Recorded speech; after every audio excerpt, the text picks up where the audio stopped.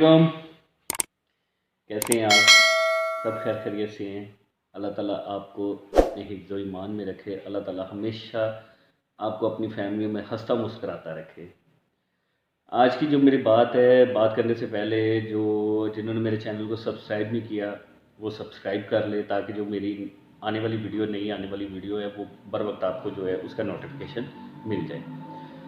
अब बात है कि जैसा कि आप मेरी वीडियोस के थंबनेल के ऊपर भी आपने देखा है कि जो मैंने लिखा हुआ है मेरे थंबनेल के ऊपर कि इन्वेस्टमेंट, प्रॉपर्टी में इन्वेस्टमेंट कैसे, कब और किन तरीके से करनी चाहिए और क्या उसमें मालूमात होनी चाहिए।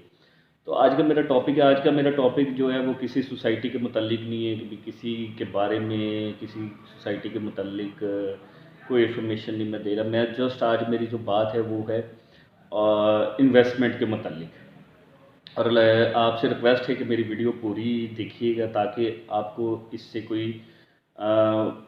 इल्म मिल सके, आपको कोई इन्फॉर्मेशन मिल जाए जो आपके आने वाले टाइम में आपके काम आ जाए। तो मेरी लास्ट तक वीडियो देखिएगा।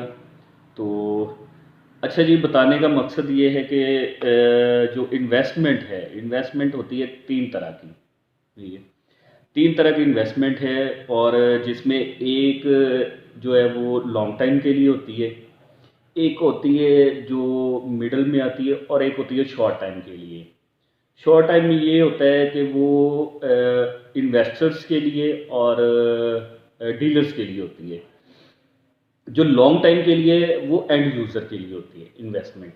अब मैं आपको बता देता हूँ कि वो इसका क्या जो रिज़ल्ट है वो मैं आपको बता देता हूँ, और ये भी बताऊँगा आपको कि इन्वेस्टमेंट कब और किस टाइम पर करनी चाहिए, तो ये भी मैं बताऊँगा।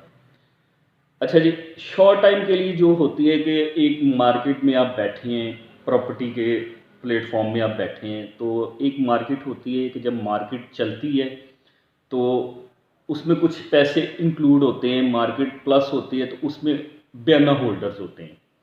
एक इन्वेस्टमेंट ये होती है कि जी आपने 2-4 लाख रुपया लगाया, उसके ऊपर जो है आपको लाख आया, 50,000 आया, 2 लाख आया, मार्केट ऊपर गई, आपने बेच के तो अपने पैसे भी और प्रॉफिट भी आपने निकाल लिया। ठीक है, एक तो ये होगी इन्वेस्टमेंट। एक इन्वेस्टमेंट होती है कि जी आपने कोई चीज़ ली, आपने उसकी पेमेंट कर दी, 6 महीने साल बाद आपने जो है उसको बेच दिया, उस पर आपको कोई प्रॉफिट आया, वो आपने बेच दिया। अब वो जो इन्वेस्टमेंट है जो 6 महीने या साल के लिए होती है, वो इन्वेस्टमेंट वो होती है कि जहाँ कोई नई सोसाइटी डेवलप हो, ठीक है, और जिसमें अभी रिसेंटली कोई घर बनने स्टार्ट हो, ठीक है, तो उसमें वो इन्वेस्टमेंट की जा सकती है, क्योंकि उसमें अभी थोड़ा सा इंक्रीज़ करने के पेमेंट जो है वो इंक्रीज़ होने के चांसेस होते हैं। तो उसमें ये होता है कि जनाब साहब आप पेमेंट लगाते हैं, पेमेंट लगाने से आपको ये होता है कि आप 6 महीने, फिर वो उसमें कोई एंड यूज़र आ जाता है वो घर बनाने के लिए, तो वो जनाब साहब वो आपसे प्रॉपर्टी परचेज़ कर लेता है। एक होती है लॉन्ग टाइम के लिए इन्वेस्टमेंट, कि आपने पैसे लगा दिए, पैसे लगा के आपने रख लिए, उसको आपने बेचना है 10 साल बाद। जब आप 10 साल बाद बेचेंगे तो वो इन्वेस्टमेंट जो है ना आपकी, वो कम से कम एटलीस्ट जो है वो आपके डबल पैसे करके जाती है। अगर वो अच्छी जगह पर इन्वेस्ट किए हों तो वो आपके डबल से भी जो है ना वो 1 गुना ऊपर चले जाते हैं। मतलब आपने 1% लगाया तो आपको 2% ऊपर प्रॉफिट आ जाएगा। मिसाल के तौर पर अगर आपने 50 लाख का प्लॉट लिया तो वो आपका कोई 1.25 करोड़ के ब्रैकेट में पहुंच जाएगा।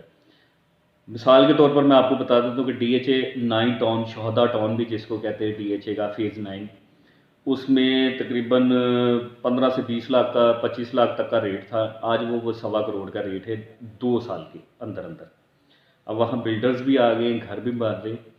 तो इन्वेस्टमेंट ये तीन तरह की होती है, लेकिन ये इन्वेस्टमेंट जो है ना जो तो मार्केट में बैठे हैं वो खेलते हैं शॉर्ट टाइम के लिए।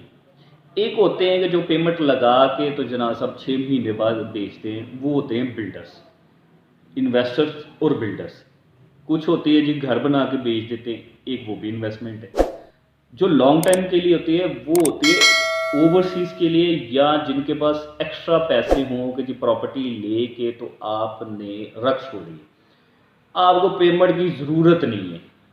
वो इन्वेस्टमेंट जो होती है ना, वो आपको 3 गुना पेमेंट पैसे ज़्यादा दे के जाती है। तो अब आपको मैं बताऊंगा कि इसमें आपने पैसे कैसे लगाने, और कैसे आपको हाव होनी चाहिए कि जनाब साहब जब हम पैसे लगाएं तो किस जगह लगाएं। देखें, लाहौर शहर है, इस्लामाबाद है, पिंडी है, मुख्तलिफ शहर हैं। आप थोड़ा सा देखिए, अब तो सोशल मीडिया का ज़माना है। पहले अखबार में एड्स आते थे, तो वहाँ से जाके जो है ना वो आप रेकी करते, तो उसमें बड़ा टाइम लगता था। फिर कस्टमर को ढूंढना है। अब तो सोशल मीडिया का काम है, आप यूट्यूब निकाल लें, इतनी वेबसाइट्स हैं, ठीक है, वहाँ पर चले जाएँ तो आपको प्रॉपर्टी हर किस्म की जो है ना वो आपको पता चल जाती है कि आया किस जगह जो है वो क्या रेट चल रहा है, ठीक है। तो प्रॉब्लम ज़्यादा जो होती है वो प्रॉब्लम्स होती है ओवरसीज़ के लिए, क्योंकि वो बाहर बैठे होते हैं, उनको विज़िट करना, उनको देखना बड़ा मुश्किल होता है कि हम सोसाइटी को कैसे विज़िट करें। जो लोकल है वो तो आगे खुद विज़िट कर लेता है, तो वो देख लेता है, तो वो ज़मीन को देख के तो वो डिसाइड कर लेता है। उसके लिए आसान होता है डिसाइड करना कि आया मैं इस जगह के ऊपर प्लॉट ख़रीदूँ या ना ख़रीदूँ, आया इसकी 2 साल बाद या 5 साल बाद क्या पोजीशन बनेगी। प्रॉब्लम आती है ओवरसीज़ के लिए, क्योंकि वो उन्होंने जो भी देखना होता है तो वो यूट्यूब के ऊपर देखना होता है, वीडियोस में देखना होता है। उनके लिए डिसीजन करना थोड़ा सा मुश्किल होता है। और हमारा मकसद ही यही होता है यूट्यूब पर आने का। अल्लाह का बड़ा करम है कि हम, ज़रूरी नहीं कि हम यूट्यूब से पैसे जो है वो कमा रहे हैं, हम लोकल जो है, लोकल से हम ज़्यादा बेनिफिट ले रहे हैं, ज़्यादा कमा रहे हैं, क्योंकि यहाँ लोग आते जाते रहते, प्रॉपर्टी परचेज़ करते रहते।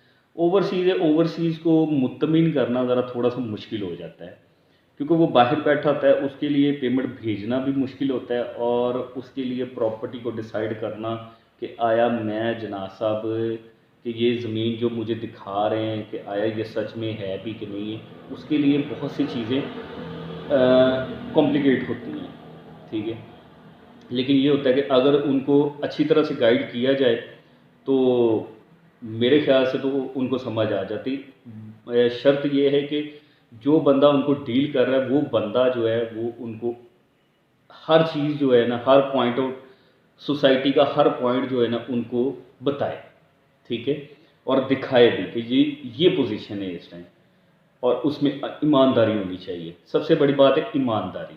ईमानदारी होगी तो वो उनको डील कर लेगा अच्छे तरीके से, और अच्छी चीज़ लेके भी दे सकता है। तो अब ये है कि इन्वेस्टमेंट जब आपने करनी, उसमें आपने एक बात का लाजमी ख्याल रखना है कि आपके पास पेमेंट क्या है।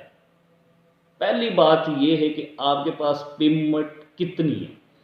आपके पास 15 लाख है या 20 लाख है तो आप कभी भी 50 लाख वाली चीज़ को हाथ ना डालें। ये मेरा मशवरा है कि जी आ जाएंगे 2 महीने बाद पेमेंट आ जाएगी जी, 3 महीने बाद, तो हमें इतना टाइम ले दे, हम इतने पैसे दे देंगे, उसमें फंसने के चांसेस ज़्यादा होते हैं आपके लिए, परेशानी आपके लिए ज़्यादा बनती है। क्यों कि आपने 20 लाख बयाना दे दिया, आपने 50 लाख की प्रॉपर्टी ख़रीद ली है, तो आपके पास पेमेंट नहीं आई तो वो कल को मसला पैदा हो जाएगा। फिर आप कोई चीज़ बेचेंगे, अगर वो पेमेंट आपके पास आ गई तो वेल एंड गुड, ना आई तो वो कल को आपको डिस्टर्ब करेगी।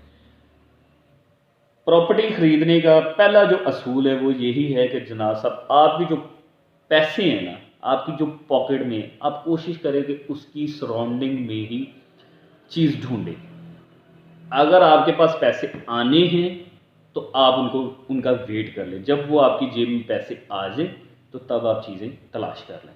ये ना सोचें कि जी प्रॉपर्टी महंगी हो जाएगी तो हम कैसे लें। बेशुमार चीज़ें हैं, अगर इस जगह नहीं आप ले सकते तो आपके पास जब पैसे होंगे तो आपके पास और ऑप्शंस भी आ जाएंगी, ठीक है।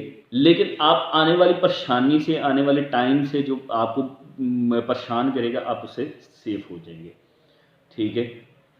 फिर आपने एक काम करना है, मार्केट को आपने एक्सेस करते रहना है। आपने फौरी डिसीजन नहीं लेना कि जी जनाब साहब ये चीज़ लेनी है तो हम फौरी डिसीजन, आप उसको थोड़ा सा उसका वेट करें, उसकी हावनो रखें।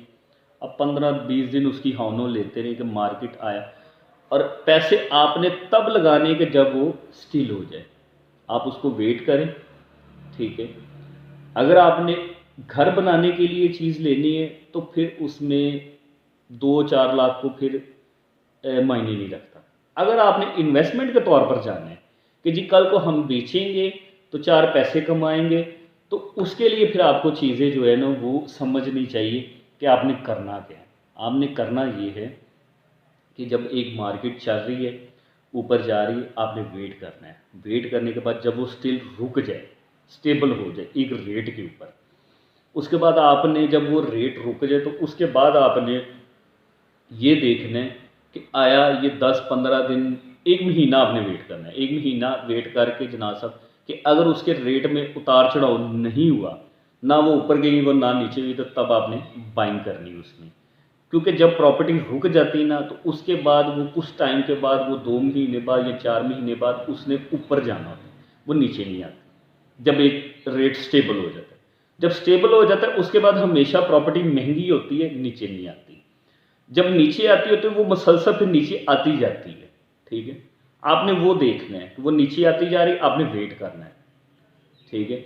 जब वो रुक जाए, रुकने के बाद भी आपने 1 महीना उसको उसका इंतज़ार करना है कि आया कि वो रुकी है तो 10 दिन के बाद वो मज़ीद फिर नीचे डाउन आ जाए, ठीक है। आप जब 1 महीना वेट करेंगे, 1 महीने तक वो प्रॉपर्टी अगर नहीं नीचे आई, रेट स्टेबल है, 50,000 लाख रुपए का अगर 19-20 हो रहा है तो कोई मसला नहीं, ठीक है। तब आपने बाइंग करनी है, लेकिन आपने अपनी पेमेंट अपने पास पूरी रख के पेमेंट करनी है, वो इन्वेस्टमेंट है, ठीक है। और कोशिश करें कि आपके पास पैसे हों तब ही कोई चीज़ लिया करें। ये 5-10 लाख रुपया जो है ना, ये आपको टेंशन क्रिएट करता है आपके लिए। पैसे लगा दिए, बाद में पूरे पैसे नहीं आए तो आप फंस जाते हैं। डीलर हजरात क्या करते हैं, नहीं नहीं नहीं जी, नहीं नहीं, आप कर ले 5 लाख बयाना कर ले, आप कर लेंगे, मैं टाइम दे देता हूँ, ये उसमें देखिए डीलर्स का कुछ नहीं जाता, ठीक है। टेंशन आपके लिए क्रिएट होती है क्योंकि पेमेंट आपने करनी है। वही डीलर जब आपको सर सर कहता है, वही जब पेमेंट का टाइम आता है वो आपके सर पर बैठा होता है कि जी ये हो गया जी, वो हो गया जी, आपके पैसे डूब जाएंगे। तो आपने अपने पैसों की खुद जो है ना वो आपने सोच समझ के चलना है। फैसला आपके हाथ में होता है। तो मैंने बताई है 3 किस्म की इन्वेस्टमेंट। ये जो इन्वेस्टमेंट है आपको मैंने अभी जो बात बताई है, ये है ओवरसीज़ के लिए। दूसरी जो दूसरे नंबर पर है, जो 6 महीने साल, वो लोकल्स के लिए, ठीक है। जो लोकल बैठे हैं पर इर्द गिर्द हमारे ऑफिस के, यानी कि तकरीबन 2 किलोमीटर बाहर, यानी कि लाहौर के अंदर अंदर जो बैठे हैं, ये उनके लिए इन्वेस्टमेंट होती है। तो वो उस पर कोई बात करने का फ़ायदा नहीं, क्योंकि वो तो जाहिर सी बात है, वो विज़िट करते हैं, वो 10 बंदों के साथ दिन में मिलते हैं, तो वो जब उनको चीज़ पसंद आती है वो तब करते हैं।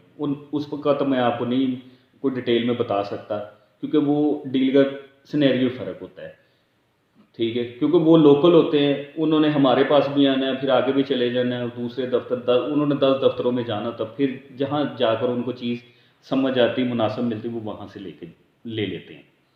उस पर मैं आपको नहीं बात करूँगा उसके ऊपर, ठीक है। एक होती है शॉर्ट टाइम के लिए। शॉर्ट टाइम के लिए भी, उसमें भी ओवरसीज़ के लिए जो है ना वो ज़रूरी नहीं है, क्योंकि आप बाहर बैठे हैं, आप 5 लाख बेच देते हैं, ठीक है। इधर डीलर्स क्या करता है क्या नहीं करता वो आपको नहीं पता, ठीक है।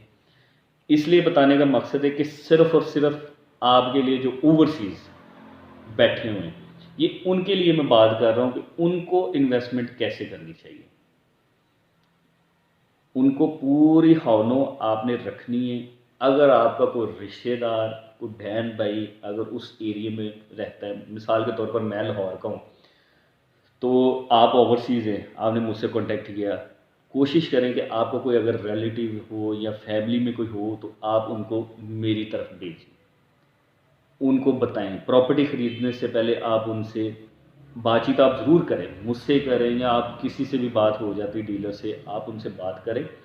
उसके बाद जब आपने चीज़ें देख ली, समझ आ गई है, तो आपने क्या करना है, उसके बाद आपने अपने रिश्तेदार को या अपनी फैमिली को, किसी एक बंदे को आपने उसकी तरफ भेज देना है। जब आप उसकी तरफ भेजेंगे, तो वो फिर जो चीज़ें आपको उसने वीडियोज़ के ऊपर दिखाएँगी, आया वो चीज़ें उनको भी दिखाता है। उनको बोलें कि जी वो विज़िट करें, विज़िट करने के बाद देन आप डील उनसे करें, ठीक है? तो ये 2-3 बातों का आपने लाज़मी ख़्याल करना है, क्योंकि आप बड़ी मेहनत से पैसे कमाते हैं। तो जब मेहनत के पैसे होते हैं ना, तो वो उनका बड़ा ख़्याल करना पड़ता है, ठीक है? तो आप बड़ा सोच समझ के इन्वेस्ट करें, ज़रूर करें। प्रॉपर्टी बनाना सबका हक है, ठीक है? अपने बीवी बच्चों के लिए बनाना सबका हक है, और हर एक का कि ये ख्वाहिश होती है कि उसकी अपनी छत हो, लेकिन उसके लिए आपको कुछ चीज़ों का ख्याल रखना चाहिए, ताकि आप आने वाले टाइम से जो है ना वो बच सकें। तो मैं आपको लास्ट में भी यही सजेशन करूँगा कि आपने जल्दबाजी नहीं करनी। जल्दबाजी आपने कभी भी नहीं करनी। आराम से, तसल्ली से, अगर वो चीज़ निकल भी जाती है तो नो प्रॉब्लम। और भी चीज़ें हैं, वो नहीं मिला, वो प्लॉट नहीं मिला, आपको वहाँ को 2 गलियाँ छोड़कर पीछे मिल जाएगा। जल्दबाज़ी नहीं करनी। हाँ, अगर आप लोकल हो, तो फिर आप उसको फौरी कर लें। अगर आपको कोई रिश्तेदार है, इधर बैठा है, तब भी आप फौरी कर लें। उसको भेजें कि जी आप उस डीलर से मिलें, तो वो ये आप उसको भेज के तो आप फिज़िकली उसको कहें जी मुझे दिखा दें, तो आप उनसे डील कर लें, ठीक है? और कभी भी आपने 2, 4, 5 लाख रुपए पॉकेट में रख के तो आपने इन्वेस्टमेंट नहीं करनी। ये आप माइंड में रख लें, क्योंकि वो कल को आपको परेशानी बनेगी। बस मेरी आज की यही बात थी, ठीक है? तो मैं आपको बताना चाह रहा था, मेरी आज किसी की चीज़ के ऊपर, किसी सोसाइटी के ऊपर कोई बात नहीं थी। मैं सिर्फ़ जस्ट मेरी आज की जो बात थी वो यही थी कि इन्वेस्टमेंट कब और कैसे करनी है आपने।